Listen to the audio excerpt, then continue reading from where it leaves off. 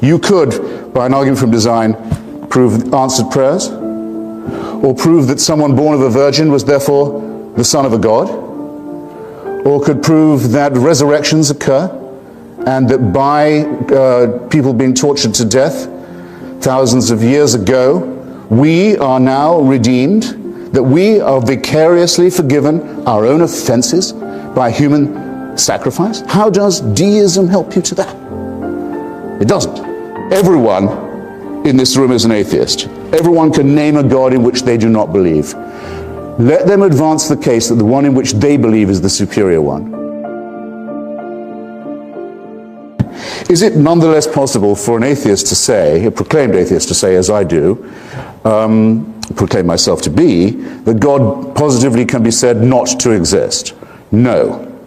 It's a very common misunderstanding about my fraternity sorority. I'll just take a moment to clear it up.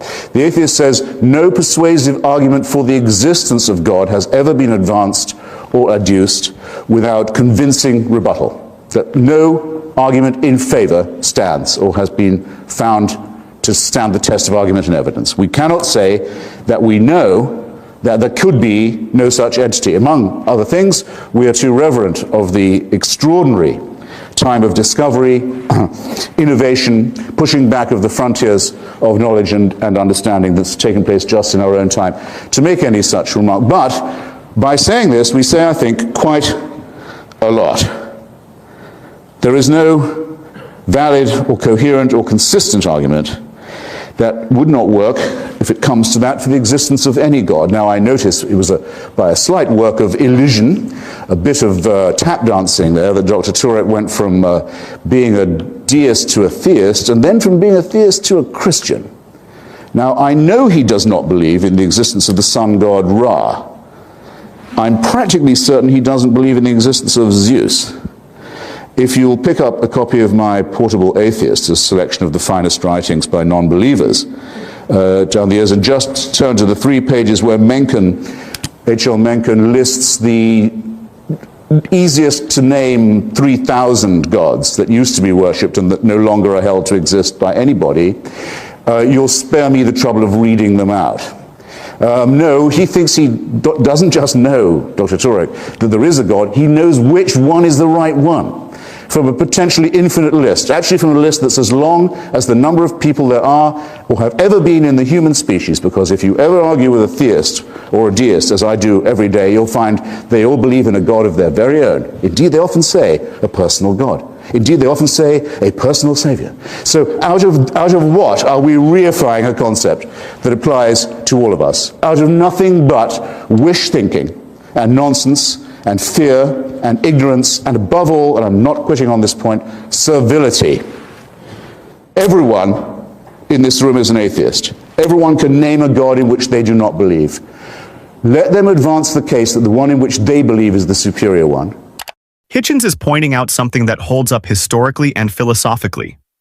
Over centuries, people have proposed arguments for a God: the cosmological argument, design argument, moral argument, but none of them have held under critical examination. For example, David Hume challenged the design argument back in the 1700s, saying complexity in nature doesn't automatically mean a designer.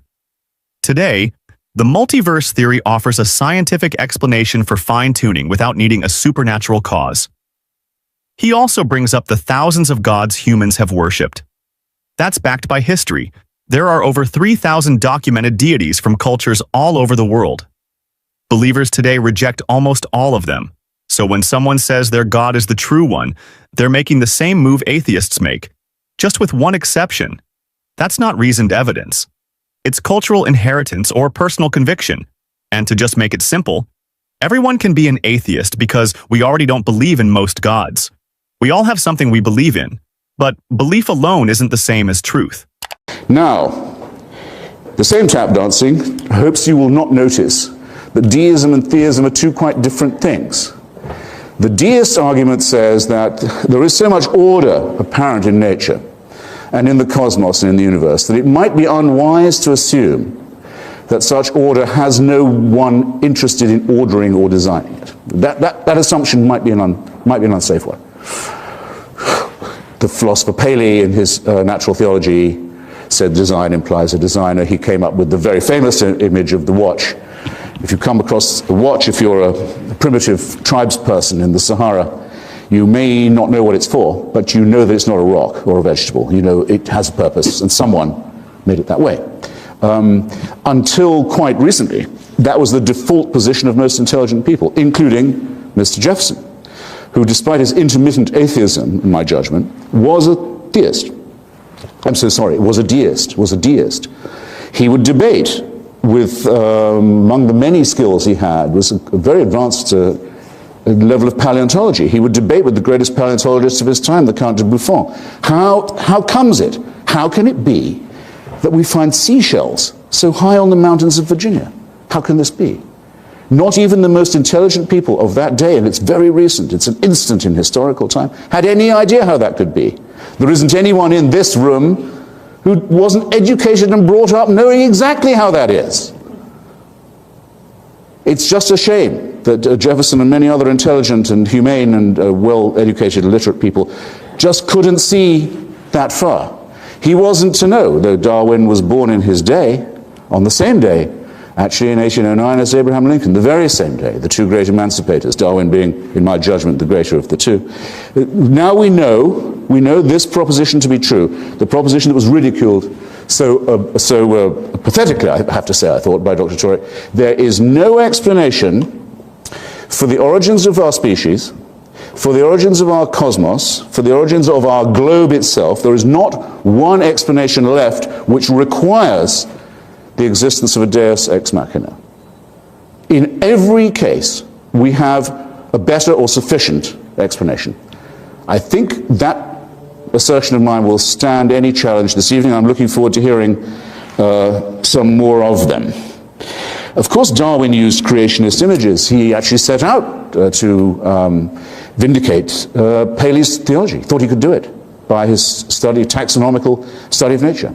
Einstein used God images when he spoke of the extraordinary majesty of the cosmos. It's in us, it's in our vocabulary, it's hardwired in us, you might almost say, to use images of awe-inspiring, godly, Mozartian, you might say, or even Shakespearean images when talking about these things. But when we come down to the actual analysis of them, we find that we don't need the prime mover at all, and that most of the prime mover explanations, if not all of them, have been positively misleading. So that the deist may propose a designer, and I may not be able to show you convincingly that there could be no such person, but the theist has all their work still ahead of them. From this designer, how do we get to the designer who answers prayers? Did you hear a thing? I mean, just a phrase, even an implication, even a suggestion from anything my opponent said, that you could, by an argument from design, prove answered prayers, or prove that someone born of a virgin was therefore the son of a god, or could prove that resurrections occur, and that by people being tortured to death thousands of years ago, we are now redeemed, that we are vicariously forgiven our own offenses by human sacrifice? How does deism help you to that? It doesn't. It quite simply doesn't and cannot. And the attempt to build from one to the other is a conjuring trick of a very vulgar, I think, kind. Hitchens is right to call out the jump from deism to theism. Deism only says there might be a creator behind the universe's order. Theism adds layers: answered prayers, miracles, virgin births, resurrections. That leap has never been backed by evidence. The design argument he critiques, Paley's watchmaker analogy, was seriously challenged by Darwin's theory of natural selection, which explains biological complexity without needing a designer. Today, we have overwhelming support from genetics, fossil records, and observed evolution in labs. The watchmaker argument doesn't hold when we understand how nature builds complexity over time. Hitchens also mentioned Jefferson's confusion about seashells in the mountains. Now we know that's due to plate tectonics and marine sediment uplift, fully explained by modern geology. What used to be a mystery no longer needs supernatural answers. And about Einstein, he spoke of God as a metaphor. He said, "I do not believe in a personal God, and I have never denied this." His views were closer to Spinoza's pantheism, not traditional theism. In short, every gap once used to justify God, from life's origin to Earth's features, now has natural explanations. And no part of deism leads to claims like human sacrifice for redemption. There's no evidence connecting the two. Let's hear Frank Turek's rebuttal. I want to point out that most of what Christopher just said there is pretty much complaints about religion and religious people and has no impact on whether or not God exists. Religious people can be the worst people that ever lived. That says nothing about whether or not God exists. People can do evil. That doesn't mean the parents don't exist. Children can do evil. Doesn't mean the parents don't exist. My kids do evil, but I'm still here. I do evil. My dad's still here. In fact, he's sitting right there. What does that prove about whether or not God exists? Let me try and go down some of the things Christopher said. Yes, I am an atheist when it comes to Zeus. But Zeus is not spaceless, timeless, immaterial, powerful, moral, personal, intelligent creator that I hopefully, at least I thought I gave evidence for. And maybe Christopher will come back to my statements on that later. I don't believe in Zeus because I don't think there's any evidence for Zeus, but I think there's evidence for the theistic God. Deism, I didn't make the direct shift to theism. I probably should have been more explicit. I think it's obvious there's a theistic God because life came several billion years after the creation.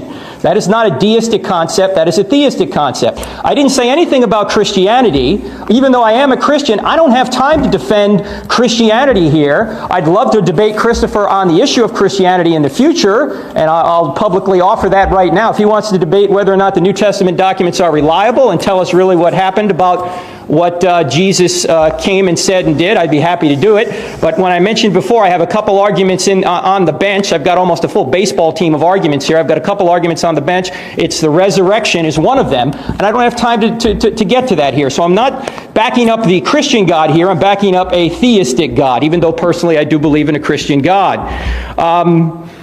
He claimed Darwin was the great emancipator, and that he went on to talk about atrocities, and I think he again missed my point. As I said before, I'm not saying atheists can't be moral. Christopher, what he says in his book again, much of it is true. Religious people have done awful things. In fact, Christianity predicts we'll be hypocrites. That's what the church is. It's full of hypocrites. Whenever somebody says, I don't want to go to church, there's too many hypocrites down there, I always say, come on down, pal, we got room for one more. That's what the church is. We're all fallen, we're all sinners, that's why we need a Savior, because we can't do it. And Christopher said, well, how can you command somebody to be well when they have no capacity to be well?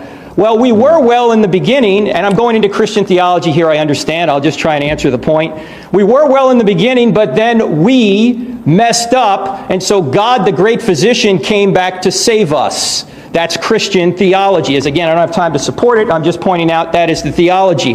Now, Christopher talked about atrocities, but again, on the atheistic worldview, here's the main point. How do you define what an atrocity is? Who defines it? Who has the authority to define what an atrocity is? The carbon atom?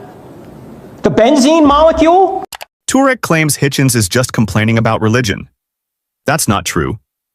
Hitchens is pointing out that religious claims like prayer, miracles, virgin births have no evidence. That's a valid challenge, not a complaint. Turek says his God is different from Zeus because it's spaceless and timeless. Those are just descriptions. There's no testable evidence for any of that. You can describe a unicorn as invisible and eternal. It doesn't make it real. He argues life began billions of years after the Big Bang, and that proves a theistic God. That's just a timeline. Astrophysics explains it naturally. No God needed. Turek brings up morality and says atheists can't justify it. That's false. Morality is rooted in evolution and social behavior. We see it in animals, cooperation, empathy, fairness. These traits evolved because they help groups survive. He asks where reason, math, and consciousness come from. Neuroscience studies consciousness. Math is a tool we invented to describe the world. These aren't mysteries that require a God. Turek quotes scientists like Crick, but Crick never said God was the answer. He said the origin of life is complex and still being studied. That's not proof of design. It's honest science. And DNA? It's chemical, not coded by a mind. Self-replicating molecules can emerge through natural processes. There's no evidence that intelligence is required. Everything Turek mentioned either has a natural explanation or is still being explored. None of it proves a theistic God. I'm not saying you have to believe in God to be moral. I'm not saying that only religious people are moral. I'm not saying atheists can't be moral. I'm not saying atheists don't know morality. I'm saying there's no way to justify what is right and what is wrong unless there's some authority that provides it. What is the authority? In a materialistic worldview, there is no authority. The carbon atom has no moral authority over you. And it seems that Christopher goes on and on about how he does not want to be under some kind of divine totalitarianism. That is a moral rejection of God. Where does he come up with this immoral totalitarianism? His worldview does not afford immorality, because his worldview does not afford morality. He has to borrow from the Christian worldview in order to argue against it.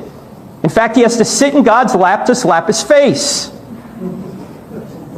Where does he get morality from? Where does he get reason from? Where does he get mathematics from? Where does he get consciousness from? Where does the universe... He said there are explanations for where the universe came from. Atheistic, I'd love to hear them.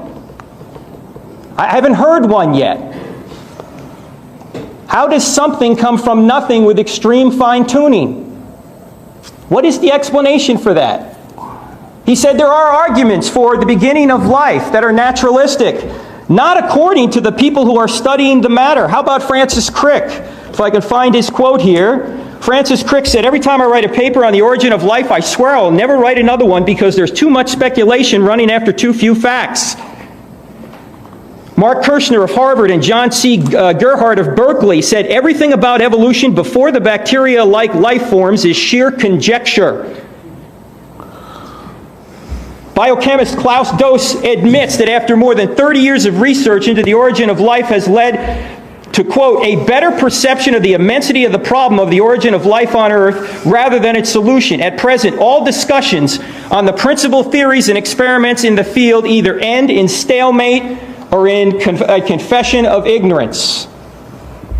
Now, I'm not saying that this is a default position, that it must be God. I'm not saying that I just lack a natural explanation for the origin of life. I'm saying that specified complexity, information, the DNA structure that we all have is evidence for an intelligent being.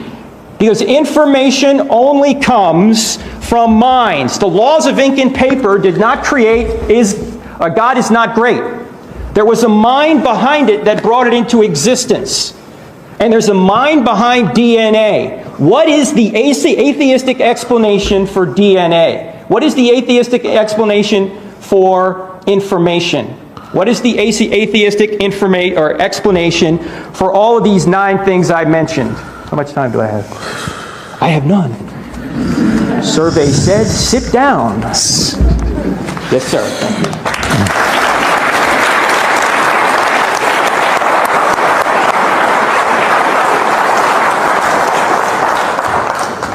Well, I think I'll just invite Dr. Turek to do the following. Make available to us on a sheet of paper, which I'm sure he has, the thesaurus of quotations that he's found from this and that scientists and physicists and natural scientists and so forth. And you will find, when you read them, when you look at them, I was writing them down as you went through them, all of these are statements of uncertainty. All of them. They're statements of all we know is how little we know. That's been for many years my definition of an educated person. Someone who knows enough to know how ignorant they are. It actually is the only, it's not my own original definition, it comes from the Greek, but it's the only definition that works. And no one working, toiling in the field of science could possibly say anything less or more of themselves, especially at a time like this. But there you have it right away. The theistic and the deistic explanation has to be based on a certainty that there is a supervising and, if you want to be a theist, a caring and intervening creator who manages these matters. And there hasn't been a single sentence. So who made the stronger case? I mean, you wrote a book called How Jesus Became God. And of course, one of the key claims of the Gospels is Jesus claiming divinity, claiming to be God, and that takes different manifestations in different Gospels. But what's your view? Is your view that anything that looks like Jesus claiming some kind of divine status is more likely an amendment of the Jesus story than an original part? So I wouldn't put it quite that simply. I mean, there are people today who claim to be God, and so I don't say they didn't say that because somebody wouldn't say that. People do say that, and so the issue is always how do you know what Jesus said? When it comes to the New Testament Gospels, we of course have the Matthew, Mark, Luke, and John. And as I was saying earlier, it looks like Matthew and Luke have both used Mark. Mark is probably our earliest account. Matthew and Luke are later. Matthew and Luke appear to have used some other source that we don't have anymore for a number of their sayings of Jesus. And scholars have called the source Q, and it doesn't matter to my argument whether you think Q existed or not. But Luke does say he had earlier sources, so it's not implausible that he had a source that had some of Jesus' sayings. And so what scholars do when trying to figure out what Jesus really said, once they acknowledge that maybe he didn't say everything, because we know Jesus didn't say everything that's attributed to him in the early church, because we have other Gospels that everybody agrees Jesus didn't say these things. Okay. So somebody's making up stories, and the question is, and people are changing stories, and so we have absolute evidence that there's no question about it. So the question is whether that happens in the four Gospels or not, or whether somehow they were protected from ever recording anything that Jesus actually didn't ever say. Were they protected from that? And what is striking to most scholars is that when you lay out the sources chronologically, over time, Jesus starts changing the sorts of things that he says. A lot of people assume Jesus always claimed to be God, but Bart Ehrman is showing us why that's not so simple. He explains that our earliest gospel, Mark, doesn't present Jesus as clearly divine the way John does, which came much later. Over time, the way Jesus talks in the Gospels shifts. In earlier accounts, Jesus is more like a prophet or a teacher. But in later ones, he starts saying things that sound more divine. That's important, because it shows how stories about Jesus evolved. Scholars agree that the Gospels were written decades after Jesus died, by people who weren't eyewitnesses. They also had different sources. Some we don't even have anymore. And it's a fact that people in the early church were adding, changing, or even making up stories. We see that in other Gospels that didn't make it into the Bible. So if the stories changed over time, how can we be sure Jesus actually said he was God? That's the real question. Let's hear more from Bart to see how this all unfolded. He's about to share specific examples. And so, for example, in Mark and in Q, which would be the sayings in Matthew and Luke not found in Mark, those would probably be our earliest sources. Jesus principally talks about the kingdom of God that's coming. There's a kingdom of God that's coming. You need to repent and prepare for it, because if you don't, you're going to be destroyed. If you are on the side of God, you'll enter into this kingdom and there'll be a glorious existence. And so Jesus is preaching about the coming kingdom of God in Mark and Q. When you get to the Gospel of John, Jesus no longer preaches about the kingdom of God. He doesn't tell people to repent in preparation for the coming of the kingdom of God. He doesn't say that you will be destroyed when the kingdom of God comes. The way he talks is different now. And rather than talking principally about God and the coming kingdom, he talks about himself, who he is. And so you get some of the most famous sayings of Jesus. I am the way, the truth, and the life. The way, the truth, and the life. No one comes to the Father but by me. I am the light of the world. I am the bread of life. The good shepherd. Before Abraham was, I am. I and the Father are one. You get all of these claims, many of which have a component of divine identity connected with him. He's claiming to be a divine being. That's crystal clear in the narrative of John, because whenever Jesus will say, I and the Father are one, and the Jews will pick up stones to stone him to death for committing blasphemy. You don't have those stories in the earliest Gospels. And it's striking, and you have to explain, if Jesus did go around calling himself a divine being, if that really happened, as John says. John says it happened. And it's the major teaching of Jesus in John. If that's what happened, why isn't it in Mark or Q? Is it that they didn't think it was important to report that part of Jesus' teachings? Or a more plausible explanation for most people, for most critical scholars, a more plausible explanation is that over time, the Christians' understanding of Jesus changed, and they started seeing him as less of just a human Messiah and more as some kind of divine being over time. And as they saw him that way, they recorded his words in those ways. And so the later sayings of John are later representations of what later Christians said about Jesus, rather than what the earliest Christians. And if you think the earliest Christians thought this about Jesus, why don't they record those sayings? Bart Ehrman's point lines up with what a lot of historians and biblical scholars have been saying for decades. The way Jesus is portrayed changes over time because early Christian beliefs were evolving. The Gospel of Mark, written around 70 AD, doesn't show Jesus calling himself divine. Instead, he talks about God's kingdom and calls people to repent. That matches what we see in the hypothetical Q source as well, an early collection of Jesus' sayings with no claims to divinity. These are the earliest layers of the tradition, but by the time we get to the Gospel of John, written 20 to 30 years later, the message has shifted. Now Jesus talks about himself, his identity, his relationship to God, and his divine authority. That change reflects a growing belief among some Christians that Jesus wasn't just the Messiah, but something more. Historians like Larry Hurtado and James Dunn have traced this shift and shown that early Christian communities gradually developed a high Christology, where Jesus was eventually worshipped like God. But that view wasn't present at the beginning. Even the Apostle Paul, writing earlier than all four Gospels, never quotes Jesus claiming to be God. Instead, Paul talks about Jesus being exalted after his resurrection. So when Ehrman asks why these divine claims only show up in the later Gospel, he's pointing to something backed by history, text, and serious scholarship. Belief in Jesus' divinity grew over time. It wasn't part of the earliest message. Let's hear what Peter's response to all this is.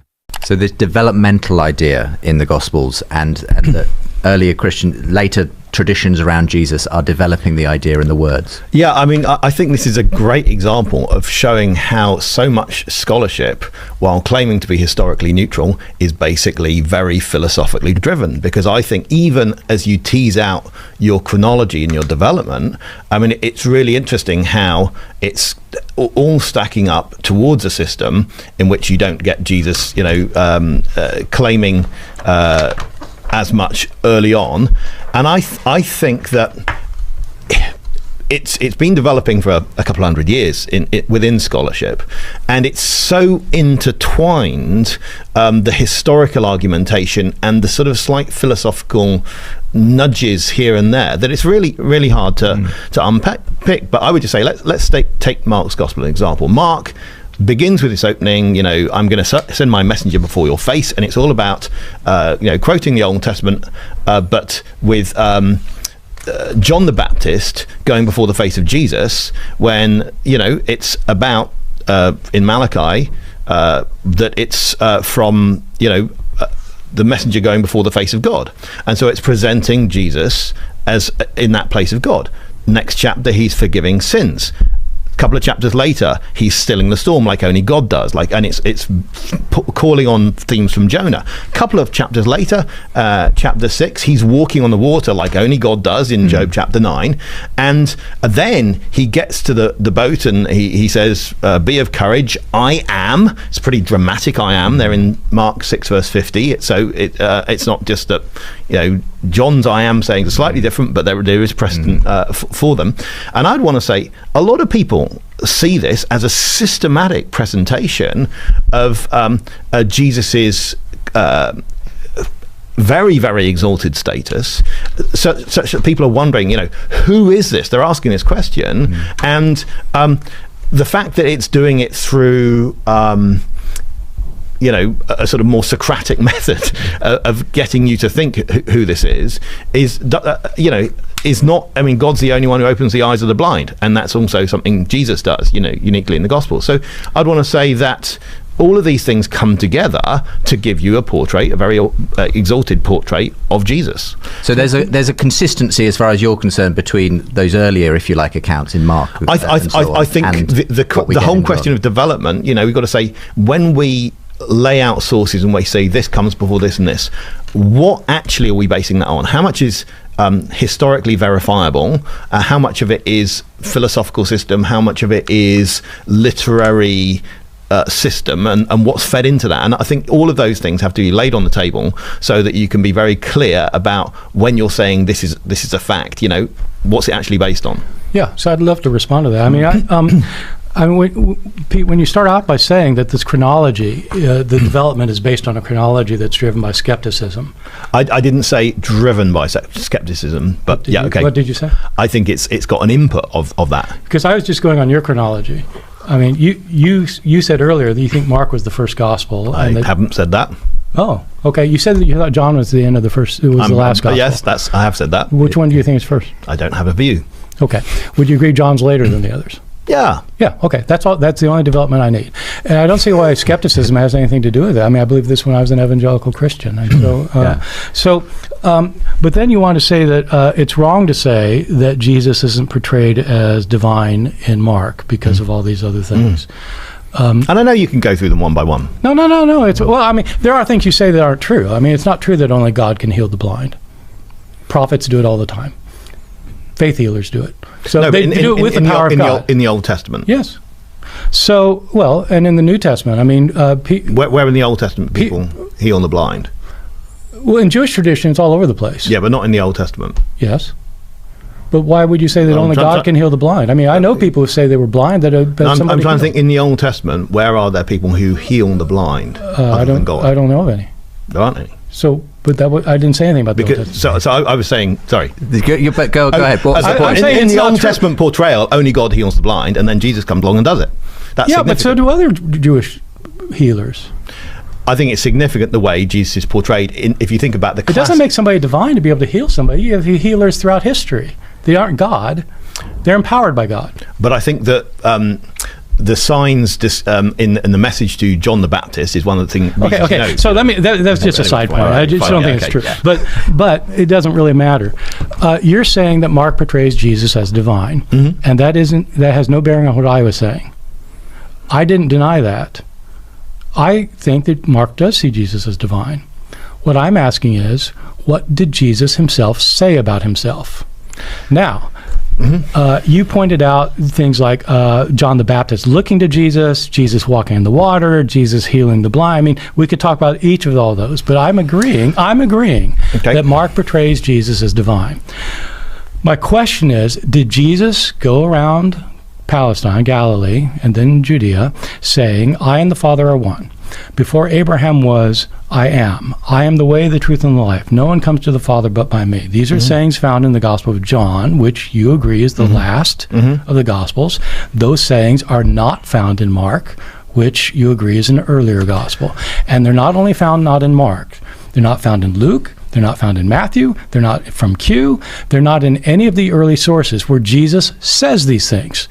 When you pointed out that in Mark's gospel, people continually are asking, who is this? The answer is never, he is God.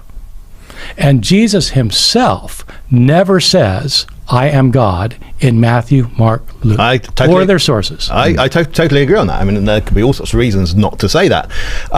But what I want to say is there is precedent for all of the I am saying. So, for instance, Jesus, I am the bread of life. He says in the synoptics, this is my body, take this bread.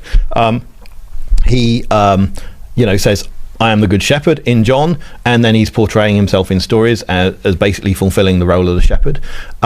He says, I am the light of the world in John. In Matthew, he says, you are the light of the world to his disciples. If he's prepared to accept they're the light of the world, I don't see why he can't say that he is as well. So I think all of these things we can make connections, and I don't think, yes, the Gospels are about 9 hours long when you read them in English. So in this 2-hour section of John, there are things which aren't in the others. But don't build a massive, castle out of that. I mean, it seems to me, of course, there are going to be some things that are in one that aren't in the others. I agree with that. Peter says Mark shows Jesus doing things only God can do, like healing the blind or calming storms. But in Jewish tradition, prophets like Elijah and Elisha did miracles without being divine. There's no verse in the Old Testament that says only God can heal blindness. That idea developed later. He also points to Jesus saying, I am in Mark 6, but in Greek, ego eimi, just means it's me. It doesn't carry the same weight as in John, where it echoes God's name in Exodus 3:14, and people try to kill Jesus for it. That doesn't happen in Mark, which shows it's not the same kind of claim. Most importantly, Ehrman asks the right question. If Jesus actually said things like, "I and the Father are one," why does no early source mention it? Not Mark, Q, Matthew, Luke, or even Paul.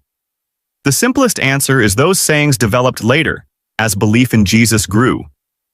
We can almost get who has the stronger argument here. Let's hear what they have to say until the end.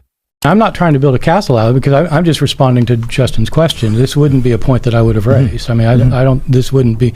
This is not why I think the Gospels are unreliable. So this isn't. For me, this isn't even the point. But I will say that the whole idea of development is that there are things earlier that get developed later, and so the fact that you see things earlier that could lead to John's proclamations that's what the developmental view is.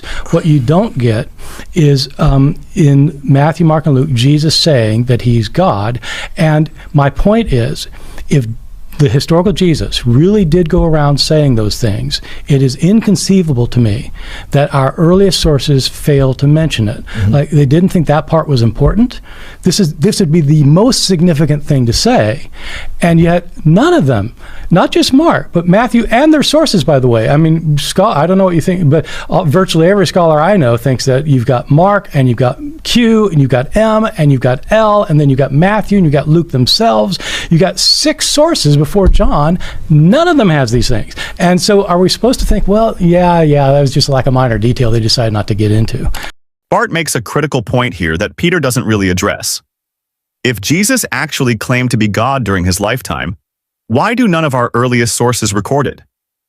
We're talking about 6 different sources before the Gospel of John: Mark, Q, M, L, Matthew, and Luke.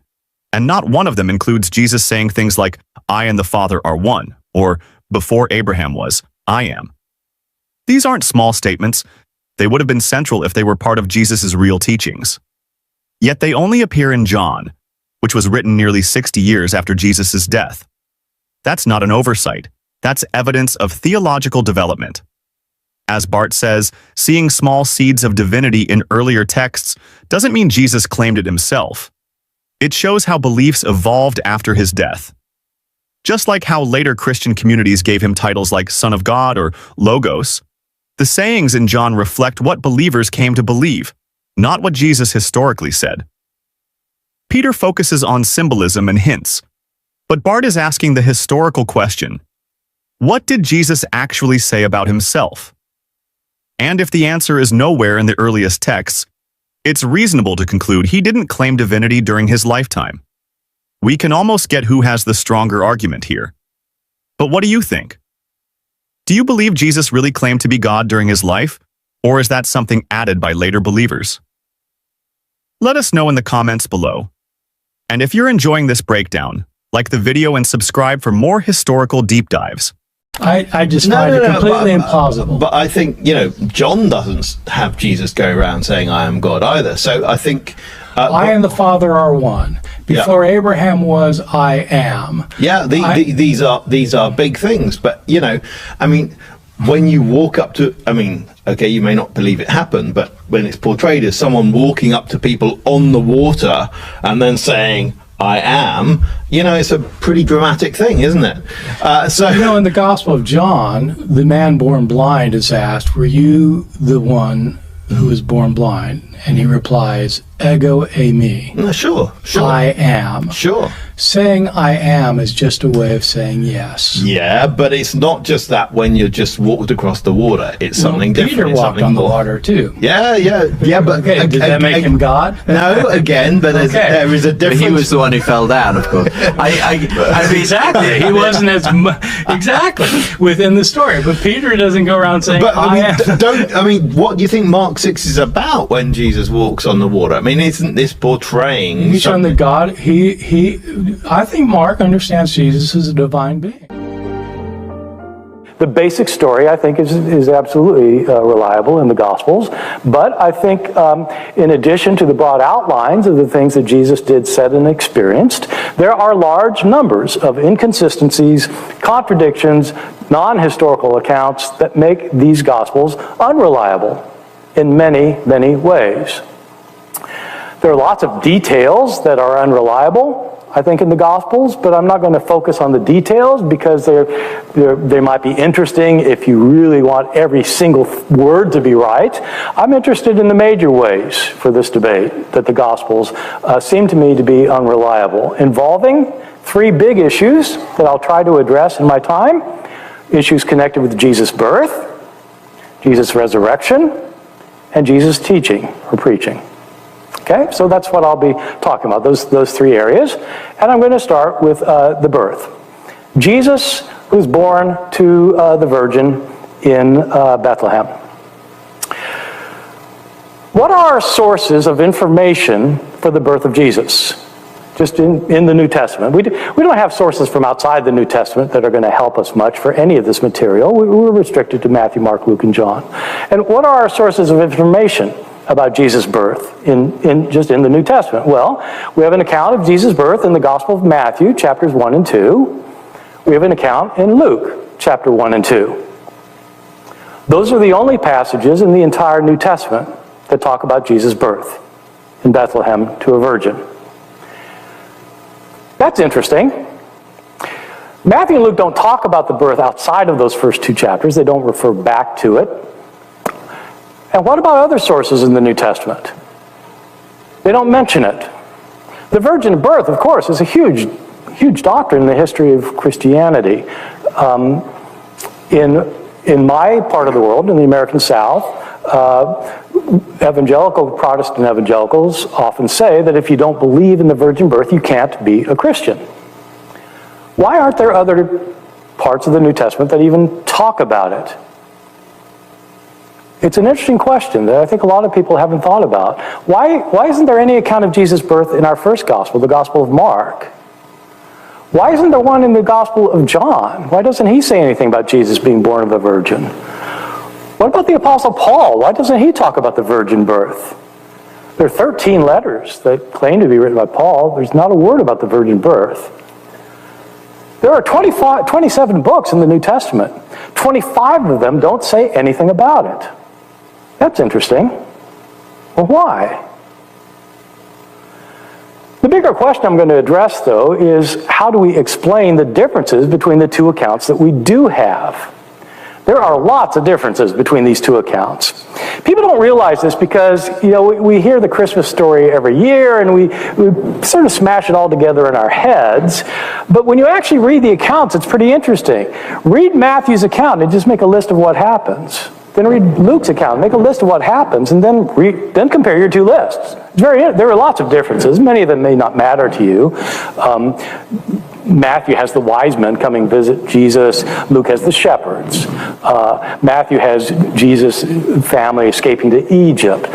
Luke has the presentation at the temple and the circumcision. These are differences, but they're just different. That doesn't mean they're contradictory.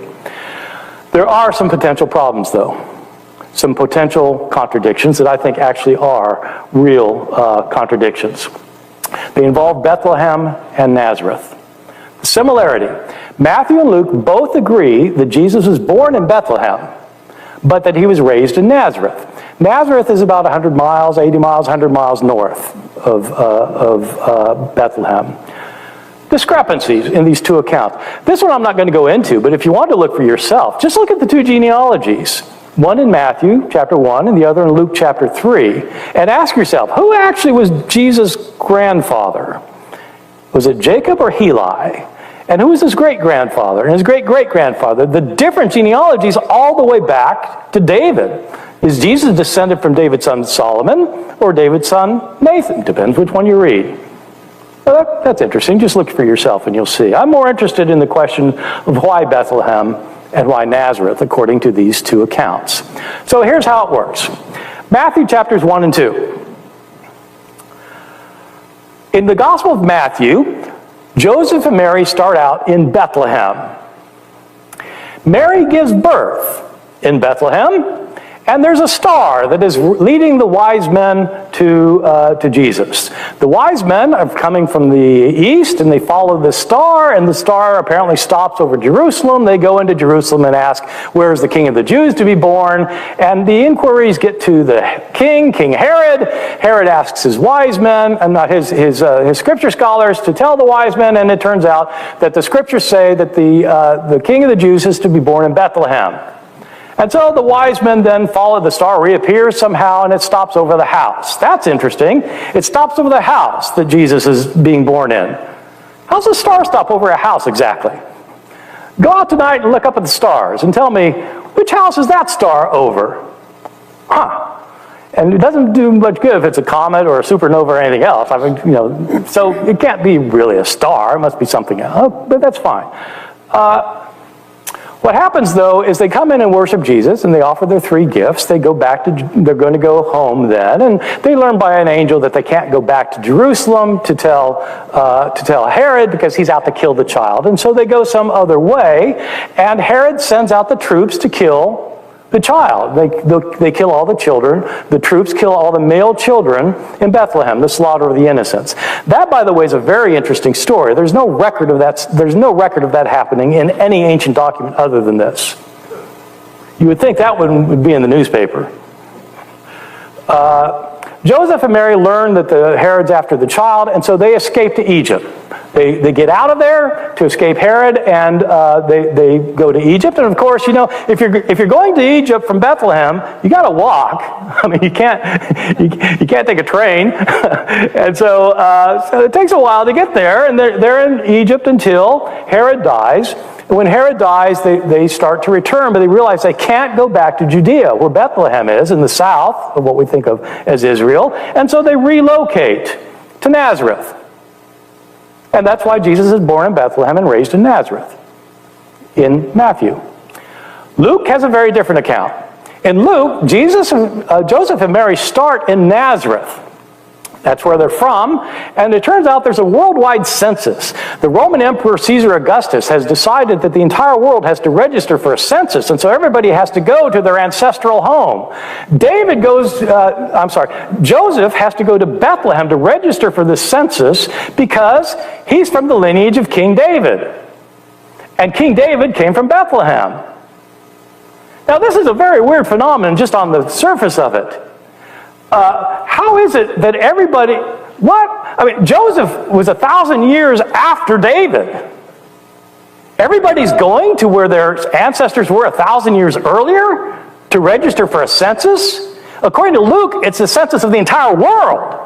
Well, that can't be right. It must be the Roman Empire. Okay, the entire Roman Empire. Everybody's going to their ancestral home from 1,000 years earlier? How does that work? I mean, suppose the Democrats just really take over everything next time, and they decide, we all need to register for a tax, because you know how much they like to tax people, and so, they got to go register for, and you've got to go to register for this tax. You've got to go to where your ancestors came from 1,000 years ago.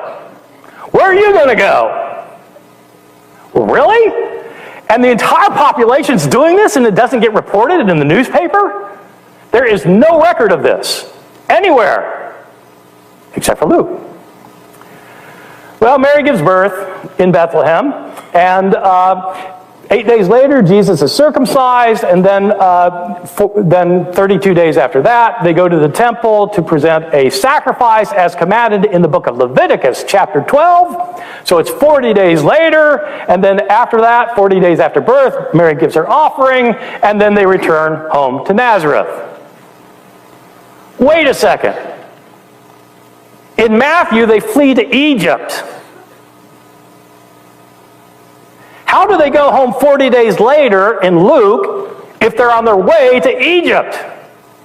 And they stay in Egypt until Herod dies. And then they can't come back to Judea because the next ruler is worse than Herod.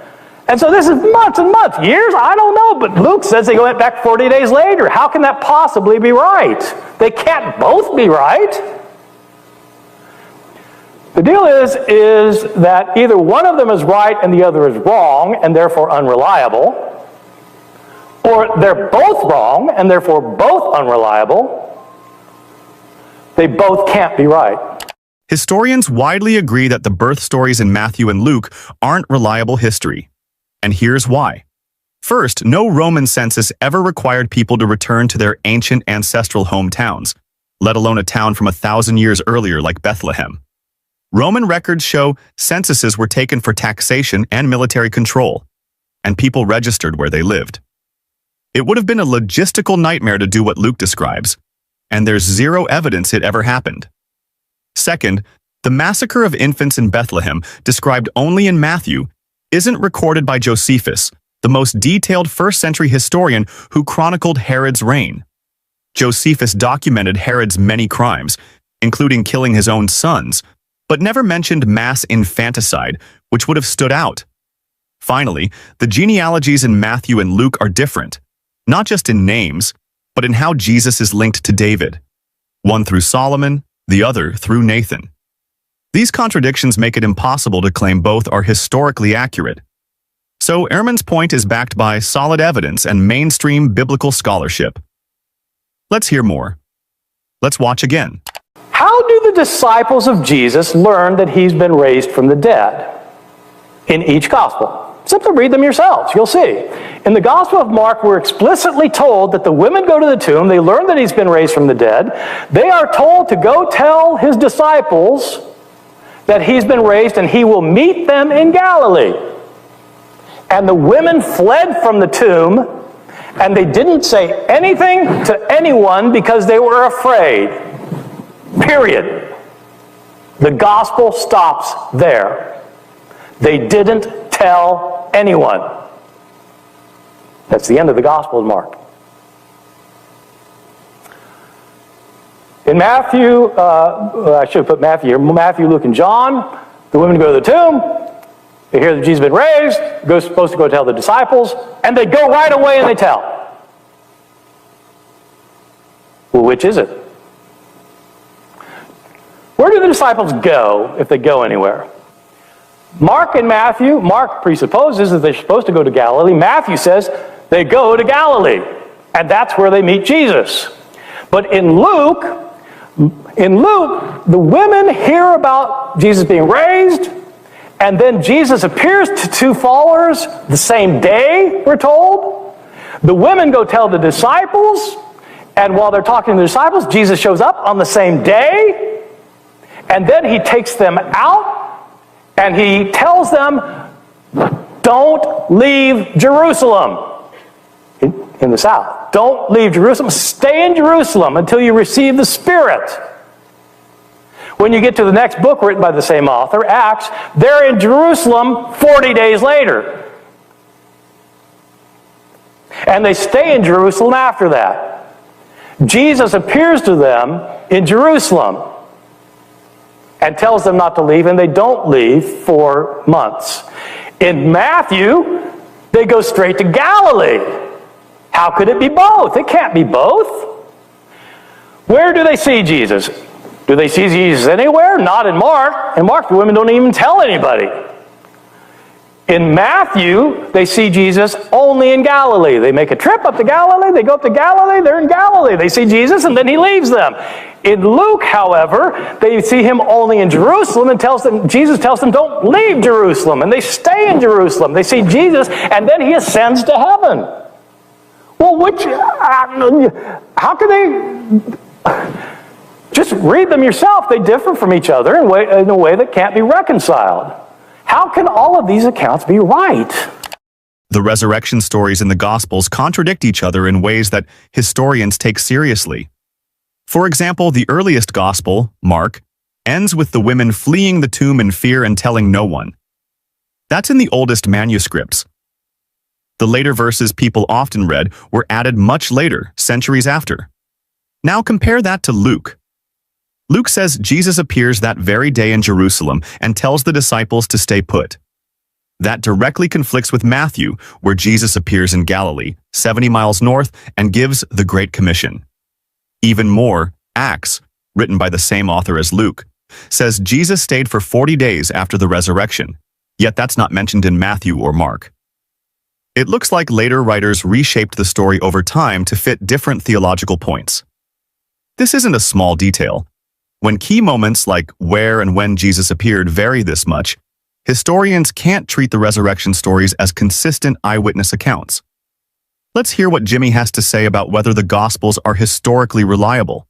And I would propose, in light of that, that a source may be judged historically reliable if we can verify many of its major claims, many of its intermediate claims, and many of its lesser claims. So if we can check it out and show, wow, a bunch of its major claims and intermediate claims and lesser claims, they're accurate, then we can judge it to be historically reliable. Until we've seen enough errors to counterbalance this. So if you see a picture like this, with lots of verified claims on the major, intermediate, and minor levels, then you can judge that document historically reliable. Now, of course, you need to understand how to read the document. Like if it's an ancient document, you need to know how ancient sources worked so you can interpret it correctly. And I'll have more to say about that in my second statement. But for the moment, let's look at Matthew, Mark, Luke, and John and see what we can determine about their reliability. Well, here's a list of major claims that the Gospels make. Jesus existed. Jesus was a Jew. He lived in the 1st century in Roman Palestine. He had a reputation as a teacher on both moral and prophetic subjects.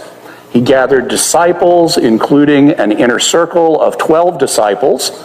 He was crucified, and the man who put him to death, the man who ordered him crucified, was the Roman governor Pontius Pilate. So, how can we evaluate these claims? Well, I'd love to be able to present you with all the evidence I'm aware of, but I've got 11 minutes left in this opening statement. So, I'm going to have to do something else. And fortunately, we have with us tonight Bart Ehrman. See, he's right up there. And he's also right here, incarnate, as it were. So, what does Bart Ehrman make of these major gospel claims? Well, one thing, as a historian, he's not going to say that a historical document ever gives you absolute certainty about what happened in the past, but it will give you probabilities. And so even though he wouldn't say that we have ontological certitude that certain things happened about Jesus, he will say the Gospels are probably right about some things. In fact, he already said it in his opening statement. And sometimes he'll say they're very, very probably right. So what about that first major gospel claim, that Jesus existed? Well, Bart Ehrman says that's right. In fact, he wrote a book called Did Jesus Exist?, in which he combats mythicists. Jesus mythicists who say Jesus didn't really exist, he was just a myth. Bart wrote an entire book refuting that point of view, and I think he deserves credit. Let's give Bart a big hand of applause. Thank you. And this is something that Bart and I agree about. Jesus really existed. High five. Yeah! So, Bart agrees that Jesus existed. What does he think about these other major claims? Well, without making too long of a point of it, he thinks that the Gospels are right when they say Jesus was a Jew who lived in the 1st century in Palestine, who was a teacher on moral subjects, on prophetic subjects, who gathered disciples, who had an inner circle of 12 disciples, who was crucified, and who was sent to his crucifixion by Pontius Pilate. So Bart agrees on all these major gospel claims. Well, what about intermediate claims, things of a slightly lesser scale in the Gospels? Well, the Gospels say that Jesus lived in the 1st century, but more specifically, they indicate he was an adult in the AD 20s. Bart Ehrman says that's right. The Gospels indicate Jesus lived in Roman Palestine, but more specifically, they say he came from Nazareth. Bart says that's right. The Gospels say Jesus was connected with John the Baptist. Bart agrees. Jesus was baptized at the beginning of his ministry, according to the Gospels. Bart agrees. John the Baptist was the one who did the baptism, and Bart agrees. What about John the Baptist himself? Well, the Gospels indicate that John preached a message of coming destruction and salvation. Bart says that's right. The Gospels also indicate that Jesus agreed with John the Baptist's message. Barth says that's right too. Jesus not only was a teacher, but one of the ways he taught was in parables, according to the Gospels. Barth says that's right. One of Jesus' major themes in his teaching was the kingdom of God, and Barth said that, in fact, in his opening statement. Jesus believed that he was the king of that coming kingdom, or the Messiah. And Barth says Jesus did believe that. Jesus taught that there was a coming reversal of fortunes where the exalted would be humbled and the humble would be exalted, according to the Gospels and according to Bart Ehrman. Jesus didn't think that you needed to scrupulously observe the Mosaic Law in the way that some thought you did. Bart agrees. Also, Jesus believed that the heart of the Mosaic Law was the love of God and the love of neighbor. Bart signs off on that too. And Jesus believed that the way to attain the kingdom was through love of God and neighbor. Once again, the Gospels and Bart agree.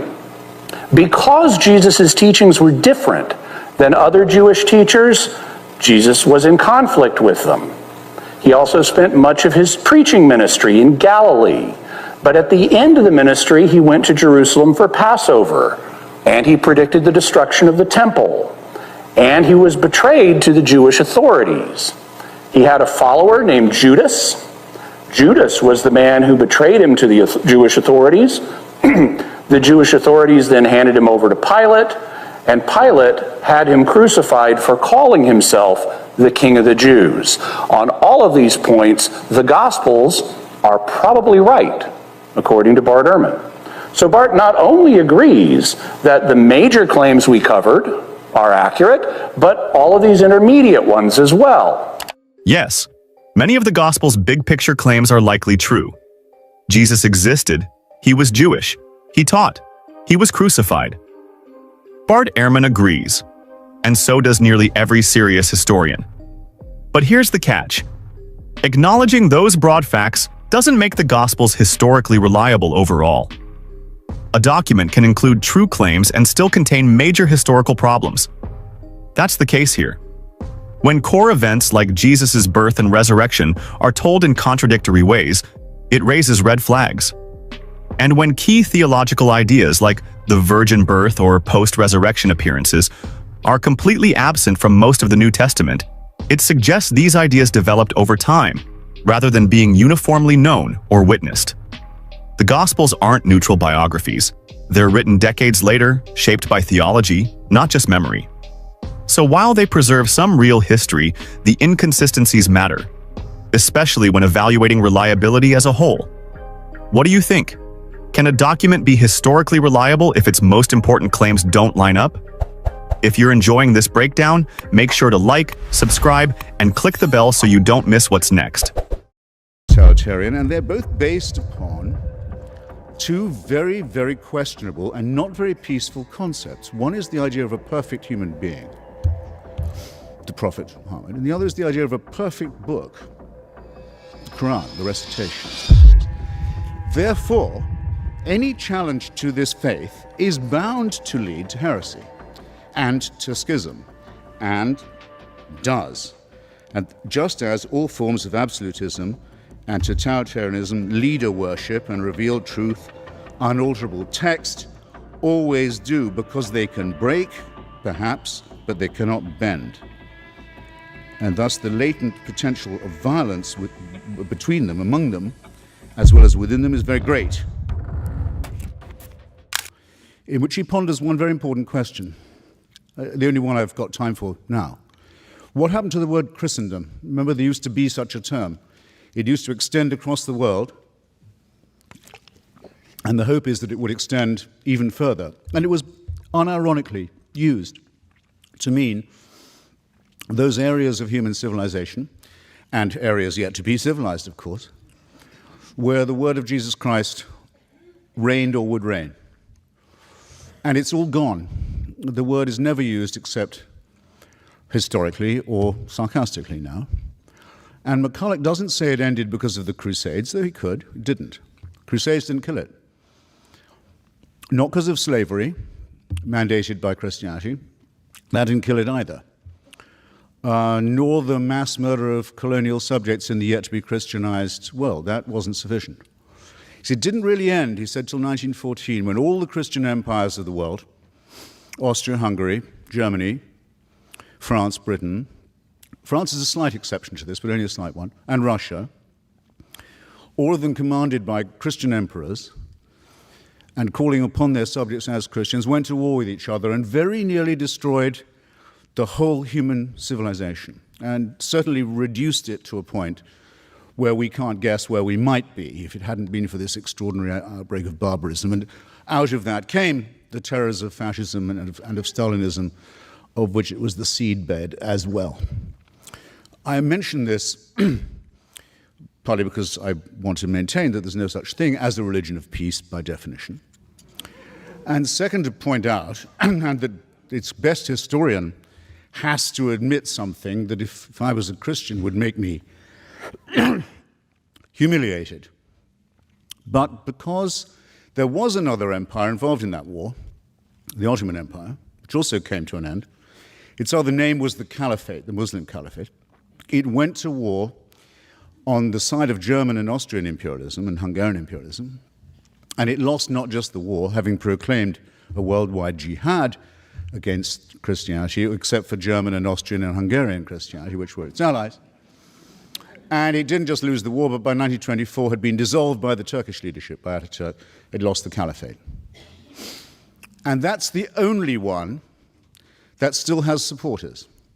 The other Christian and religious empires have all gone. But the Caliphate still has fans, not just in the Muslim world, sometimes referred to by Muslims as the Dar al-Islam, the House of Islam, but also in what some Muslims call the Dar al-Harb, the House of War, the part of the world that isn't yet Muslim. There are Caliphate clubs in London now and Berlin and elsewhere, quite important ones. And what I want to know is why that is and what we should think about it. Believers in this fantasy have, Laurie's spared me the need to say much of this, have committed extraordinary atrocities in Istanbul, in Madrid, in India, in the Philippines, in Indonesia, and of course in our own fair city. And the pretexts for it vary. They can be, the excuse for the mass murder can be that Australia has helped East Timor become independent from Indonesia. They can be that Newsweek has printed a false story about the desecration of a supposedly holy book. You never know what it's going to be next.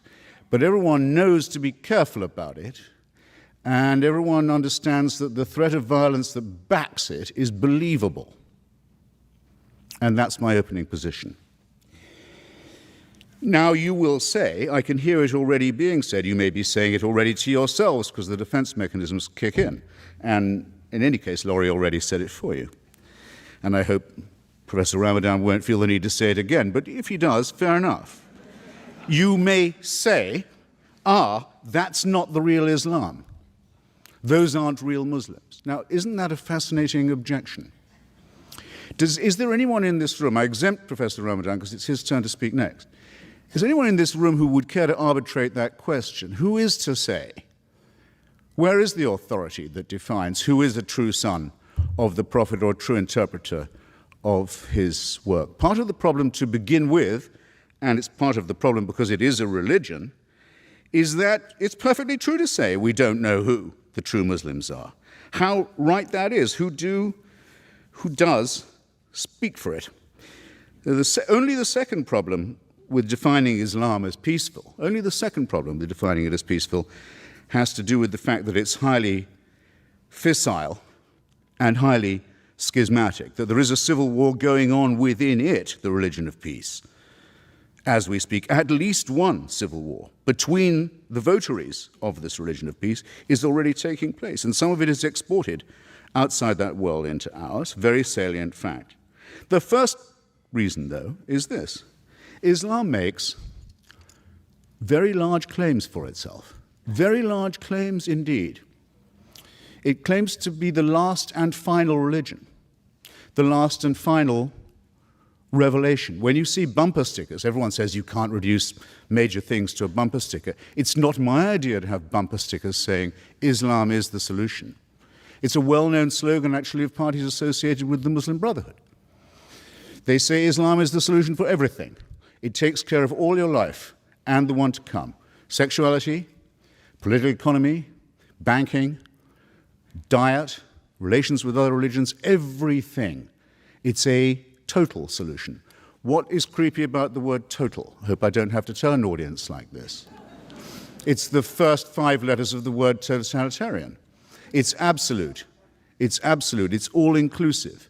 It's unanswerable. And oddly, for a religion that makes such large claims, notice another thing about Islam, it doesn't particularly like having these claims questioned or scrutinized. In other words, just as there is with all religions an inverse relationship between the claims they make and the evidence they can produce for them, you must have noticed that, with Islam, a younger religion, and perhaps therefore more in its first flush, there's an extraordinarily strong willingness to say that any challenge to its absolutist claims is by definition profane. And profanity and blasphemy can be the antecedent to very severe punishment, and often are, for Muslims and for non-Muslims. And this is not a road of peace in my submission. Thus my first point completed. Hitchens is right to reject the idea of any religion of peace by definition. History shows that both Christendom and the Caliphate were political empires as much as spiritual ones, spreading influence through war, colonialism, and control over daily life. The fall of Christian empires after World War I didn't end religious imperialism. The Ottoman Caliphate was only dissolved in 1924, and yet the idea still inspires movements today that openly call for global religious rule.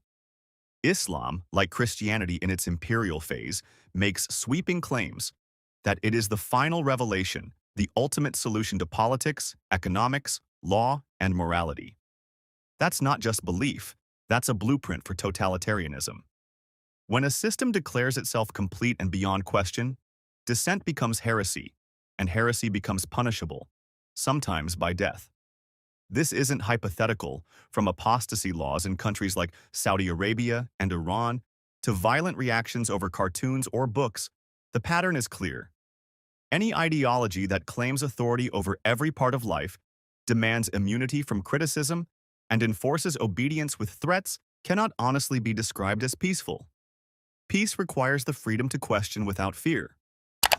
The claim to govern everything from hygiene to sex and the afterlife, which contains detailed prescriptions for the good and bad versions of itself, again strikes me as somewhat totalitarian, and they're both based upon two very, very questionable and not very peaceful concepts. One is the idea of a perfect human being, the Prophet Muhammad, and the other is the idea of a perfect book, the Quran, the recitation. Now, the category perfect human primate or mammal and the category flawless book that could possibly not use any kind of change, revision, or editing are categories that do not exist. There are no members of these categories. Therefore, any challenge to this faith is bound to lead to heresy and to schism, and does. And just as all forms of absolutism and totalitarianism, leader worship and revealed truth, unalterable text, always do, because they can break, perhaps, but they cannot bend. And thus the latent potential of violence between them, among them, as well as within them, is very great. And at any moment, someone is in danger of being accused of being an apostate or an unbeliever. This week, the Coptic Pope of Egypt, Pope Shenouda, who represents 10 million Egyptians, was hustled onto Egyptian TV. He's not asked on all that often. I don't think he was even asked on this time. I think he was told he'd better come on. Why is the leader of Egypt's huge Christian minority suddenly compelled to make a TV appearance? Because one of his bishops had said in an interview that he thought that some of the verses of the Quran showed signs of having been added later on and to have been later accretion. And Pope Shenouda was forced onto the television to say, it's not that that didn't happen, it's it couldn't have happened. It shouldn't even be discussed. so that it has to be claimed even by non-Muslim subjects of a Muslim state that there is, after all, because no Christian claims this about the Bible anymore, no Jew claims it about the Pentateuch. After all, yes, there is just one book that's completely word and letter perfect from the first time it was not even written down, but recited. Now, demands that you believe the impossible do not lead to peaceful outcomes, nor do they lead to peaceful or tolerant regimes. And I'm not going to ask you which Muslim country you would like to live in. I don't know whether Professor Ramana will tell us which one he would pick if he had to, because I don't have to ask you a question like that, because it's already in your mind. Can you wind up now? Yes, I can. I can, yes, and will. Shall, in fact. Sexual repression doesn't lead to peace. The idea that women are inferior to men is a profound cause of unease, let's say the least of it. All religions make some form of this claim. Islam seems to make it less apologetically than most. Claims that the world will come to an end in an apocalyptic form, which will lead to the victory of one religion or another, are not peaceful either. It's possible, perhaps, I haven't exhausted all my remarks, that the endless teaching of battle stories to children and the stories of lethal feuds from 7th century Arabia don't lead to peace, or the forcing of children to memorize and retell such stories by rote doesn't lead to peace either. It's arguable that peace isn't attainable at all. It may be arguable in some forms that sometimes in places that religion isn't even desirable, but it will not come by the fanatical adoption of a man-made text and a man-made supreme leader.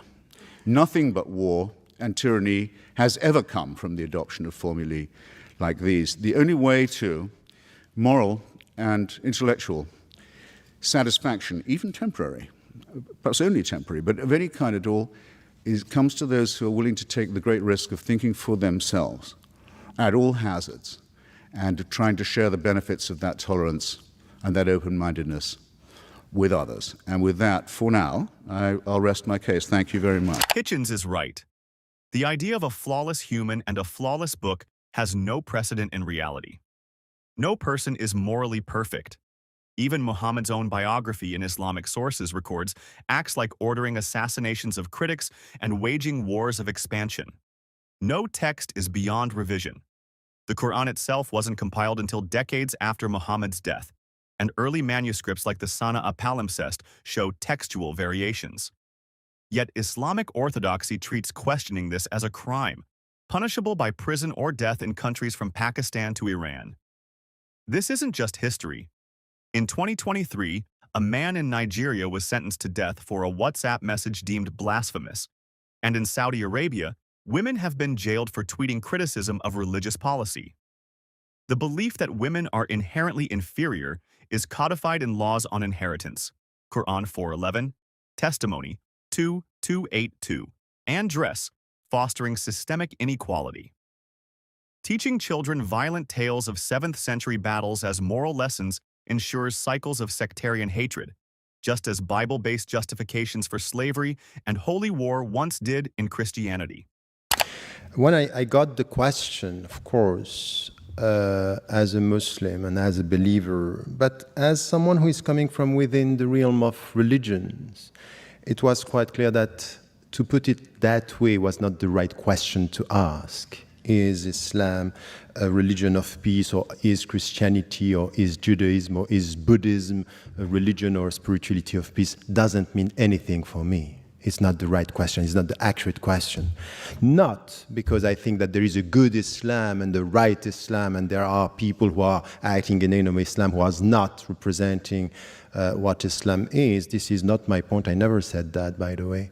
But the point for me is really to try to deal with a phenomenon, with religion from within, and to try to understand the dynamics and to understand the trends and to understand the diversity. So just to essentialize one religion by saying it's all about war, it's all about peace, and even, said by George W. Bush, doesn't mean anything for me.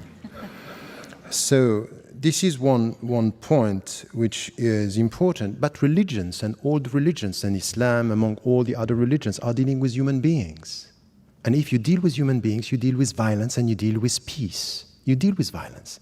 Because human beings, by definition, have to do with violence. They have to deal with aggressivity, with wars. And to expect from a religion not to tackle the issue is just to dream of something which is not going to happen. All the spirituality, go for Buddhism or go for the Bhagavad Gita, you deal with violence. So this is it. Now, what is the answer coming from religions and from trends when it comes to violence and to peace? This is the right question for me. Do we have something which is coming and helping us to go towards peace? This is, for me, the right question. So now, once again, when I have people speaking from outside, and it's especially the case these days when it comes to Islam, is we speak about Islam and we speak about, something which is a religion that is perceived through one window or through one interpretation, and we very often take what is visible through the media. But Islam is as complex as Christianity and Judaism and Buddhism and Hinduism. It's a diversity of interpretations. Yes, you are right. The Quran is for the Muslims the very word of God. But many interpretations and many ways of dealing with the books. The problem is not the book, the problem is the reader. Is the way, no, we have only 10 minutes. So, this is why when, for example, you take a text, and you can do this with the Bible, with the Torah, the Gospels, it's always the same. Tell me the way you read, I will know what is in your mind, but not for sure what is in the text. And this is something which is the starting point of a serious discussion in theology. Because I don't like all these intellectuals and philosophers and even journalists. They are very keen on understanding the complexity of philosophies and the simplicity of religions. That's not right. And the one to blame sometimes are the religious people themselves, because the way they present their religion is something which is all of dream and hopes and not dealing with the reality, which is a complex reality. And this is where I think we have to come to a better understanding. So very often when I deal with such topics, I just have to start with the very beginning. We want to deal with the religion, let us speak about religious issues and religious understanding, not to avoid the starting to just to come to newspapers and headlines. It's not going to help us to understand religion just to go for what is happening in the world. Let us also understand the fundamentals and then come to some of the translation, the historical experiences. Because as much as you can speak about September 11, you can speak about the 16th century under the empire, the Ottoman Empire, which was a great civilization with a diversity, Christians and Jews and even non-believers working and living together. We are always speaking about Andalusia. But we can prove everything with history if we don't get a sense of what are the principles we are talking about. So, for example, coming from a religious viewpoint, I wouldn't say Islam is the religion of peace. I say Islam is a religion for human beings. It deals with peace and it deals with violence. And it helps the people to go from violence towards peace. It's a way towards peace, but it's not a peaceful reality, because we are not peaceful beings. We are all in tension. Just to get that inner peace in us, and this is the starting point of the Islamic philosophy of human being, is really to start with your own self. Look at your heart and tell me if you are at peace or you were at peace. Peace is a process through which you have, it's a process that you get at the end of a self-education. Educate yourself to get this inner peace. This is coming from the universal message of all the religions. You get this in Buddhism, before even speaking, or not even speaking about one God, but you get it in Judaism, you get it in Christianity.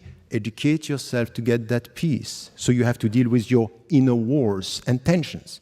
So this is the way we have to deal with the issue about peace. And the starting point is spirituality. Why? Because at the end of the day, it's really something which is important. And this is the difference that you can find between Islam and the Greek tradition.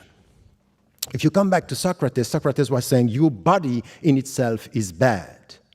And this is why you have the soul helping you to educate your body and to master your body. In Islam, there is nothing like that. Your body is not bad, is not good, and your soul is not bad, is not good. It depends on what you are going to make out of it.